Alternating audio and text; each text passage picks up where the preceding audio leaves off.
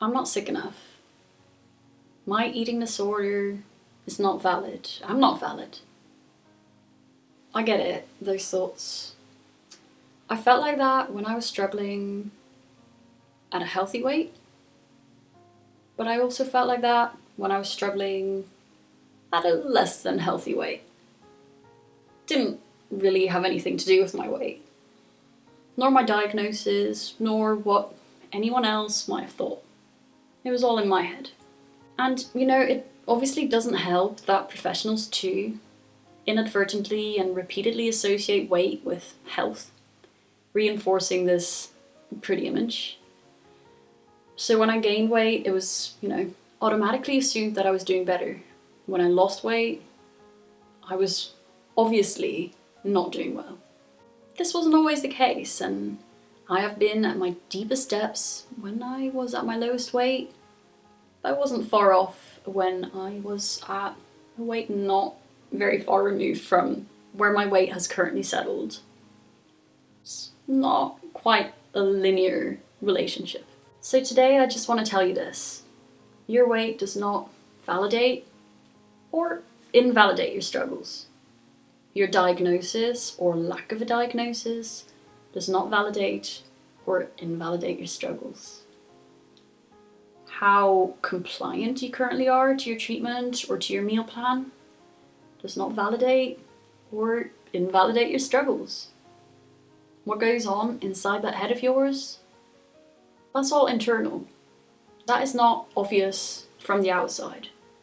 Weight and appearance, for example, or even adherence to rules, they're all external, and from as far as I'm aware, mental health is internal and cannot be judged from the outside. Eating disorders do not have a look. Sick enough does not have a look. And in fact, I think it's less than 6% of people with eating disorders are actually underweight. And that doesn't mean that the other 94% isn't struggling, or that their struggles are not, or not as valid. Not in the least. In addition, I think the whole presence or absence of a diagnosis is BS too, for that exact reason. Slapping a label onto someone one day does not mean that the day prior they were fine and all of a sudden they're not. Or if someone does not have a diagnosis ever, they're not necessarily okay. And yet, in spite of saying all of this now, personally, I never felt like I deserved the fuss. I never felt like I deserved all of that attention.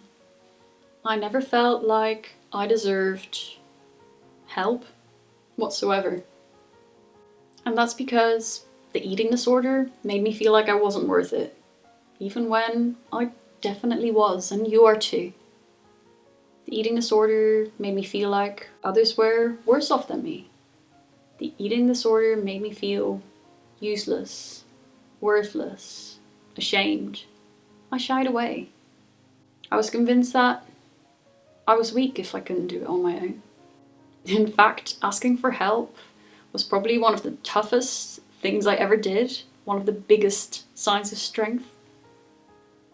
And it proved to myself as well that however sick I was, regardless of anyone else, regardless of any appearances, I was sick enough. It was influencing my life and I deserved to get out of that state. So yeah, I accepted help and I started gaining weight. I started becoming more compliant, listening to all these rules, etc., etc. And automatically the support started to drop off. Professionals believed that I was doing better. I didn't need this level of attention anymore. So those ideas of the eating disorder, those morphed, horrendous, super wrong ideas were reinforced. And in fact, it's really common for insurance companies to discontinue coverage once you reach a certain BMI. For hospitals to discharge you once you reach a certain BMI. So regardless of whether you are doing better, regardless of whether you are recovered, regardless of whether you've actually left those depths Nobody seems to care anymore, and that's rough. Being underweight is undeniably a big risk and something that should be taken into consideration, but approaching or being at a healthier or higher weight does not mean that everything is fine. As I said, mental health is not visible from the outside. It cannot be compared to the mental health of others.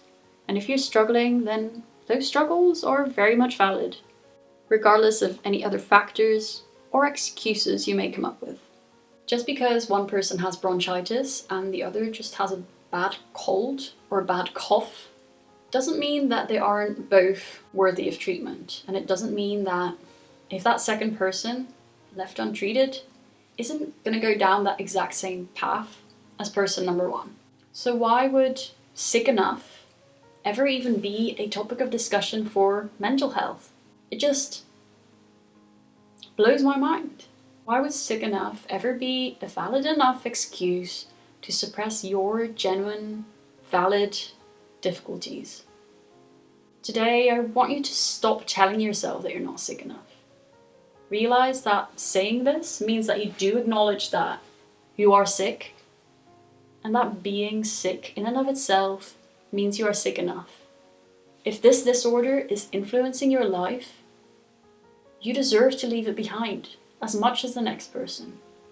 Failing to acknowledge this, or giving in to that feeling of not sick enough, is merely listening to the eating disorder. And the result of this, 1, you continue engaging in behaviors to achieve that look of an eating disorder, cementing the behaviors and beliefs over time and making them increasingly difficult to snap out of. You're going to continue going down that path of becoming more and more sick. But will you actually ever acknowledge that you're sick enough? Who knows? 2, you continue engaging in damaging behaviors, and over time that will have an effect on your body and on your health. Increasingly so for the longer you go on for. 3, as the eating disorder continues to take more and more of your life, other things will fall to the wayside. Other priorities will be deprioritized. The eating disorder will become your everything. So even if at that point you do acknowledge that, yeah, maybe you are sick enough, chances are it'll be tough to snap out of that. The eating disorder has the reins.